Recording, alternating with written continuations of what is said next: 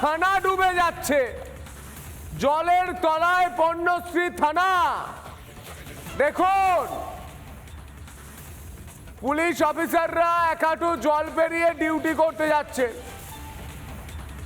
ছবিটা দেখতে কি ভালো লাগছে পুলিশ মন্ত্রীর? রাজ্যে এবার থানাও জলের তলায়। রাতভর টানা বৃষ্টি, জল থই থই শহরতলি, জলমগ্ন পণ্যশ্রী থানাও ডিউটি অফিসারদের রুম সহ থানা চত্বরে জল। এই মুহূর্তে সেই ছবি।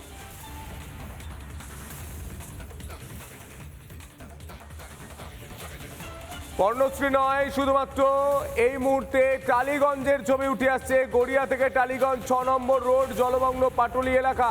মেঘ ভাঙা বৃষ্টিতে জলমগ্ন কলকাতার একাধিক জায়গা জলমগ্ন। গড়িয়া থেকে টালিগঞ্জ 6 নম্বর রোড জলমগ্ন, পাটুলি এলাকায়। এই মুহূর্তে সেই ছবি রিপাবলিক বাংলায়।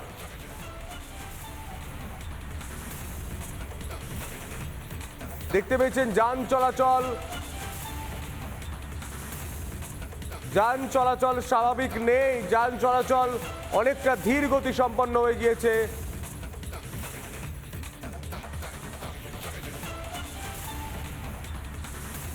বিধাননগরের আন্ডারপাস তা কিন্তু বন্ধ হয়ে গেছে জলের কারণে, ভোগান্তির শিকার আমাদের সহকর্মী শুভজিৎ। কি ছবি তুলে ধরেছে দেখবো। এই মুহূর্তে আমি রয়েছি উল্টোডাঙ্গা উড়ালপুলের ঠিক সামনে।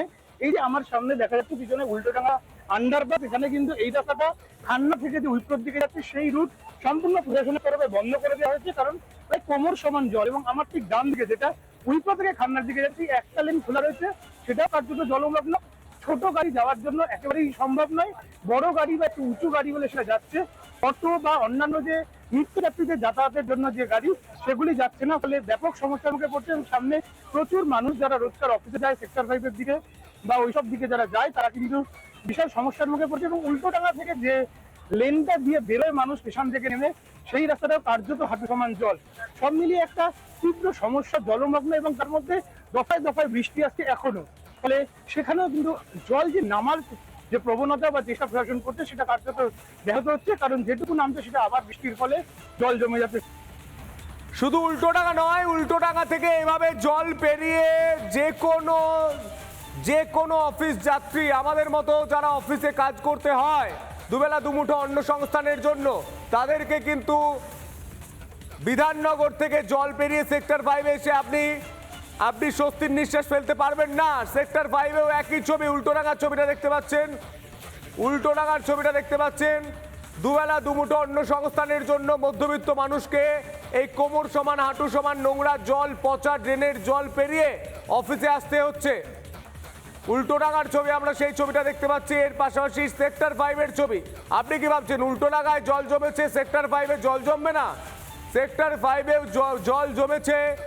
জলের তলায় সেক্টর 5 আইটি সেক্টর, জলের তলায় দেখুন জল থই থই করছে। দুয়ারে এই মুহূর্তে নোংরা ড্রেনের জল।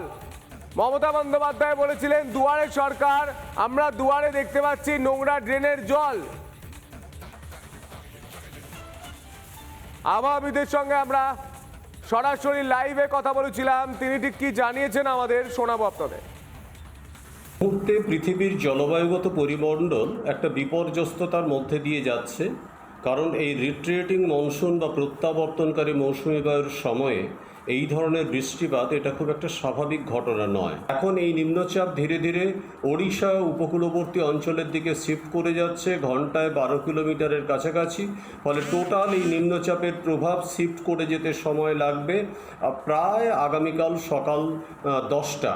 ফলে এই আগামীকাল সকাল 10টা পর্যন্ত এই ওয়েদার সিচুয়েশনের খুব একটা বিশেষ কিছু পরিবর্তন ঘটবে না। এবং বাংলাদেশ সীমান্তে 27 তারিখ রাতের থেকে পুনরায় আবার একটা নিম্নচাপ কেন্দ্রীভূত হতে শুরু করবে, এবং সেই নিম্নচাপ ধীরে ধীরে তার শক্তিটাকে বাড়িয়ে এটা আস্তে আস্তে উত্তর বঙ্গোপসাগরের ওপর দিয়ে অতিক্রম করে চলে আসবে আমাদের পশ্চিমবঙ্গ এবং ওড়িশার সীমান্তবর্তী অঞ্চলে।